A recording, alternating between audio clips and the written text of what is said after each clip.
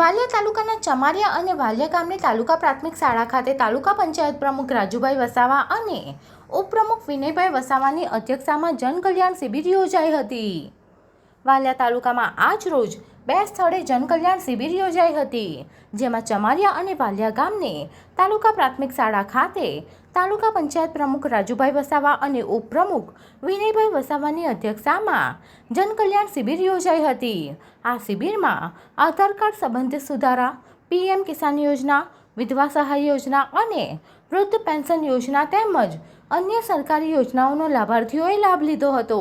આ શિબિરમાં જિલ્લા પંચાયત સભ્ય રજનીભાઈ વસાવા, પઠાર જિલ્લા પંચાયત સભ્ય જશીલાબેન વસાવા, ડોડગામ તાલુકા પંચાયતના સભ્ય દિવ્યાબેન રજનીભાઈ વસાવા, તારાબેન જસુભાઈ વસાવા, તારાબેન વસાવા, ન્યાય સમિતિના અધ્યક્ષ બિપિનભાઈ વસાવા, મીરાપુર ગામના સરપંચ ધર્મેશ ચૌધરી, તાલુકા વિકાસ અધિકારી એબી તડબદા અને મામલતદાર શ્રી જિજ્ઞેશ કામદાર, તાલુકા હેલ્થ અધિકારી કિશનભાઈ વસાવા, ટીપીઓ દિગ્વિજયસિંહ અટોદરિયા તેમજ આગેવાનો અને લાભાર્થીઓ ઉપસ્થિત રહ્યા હતા।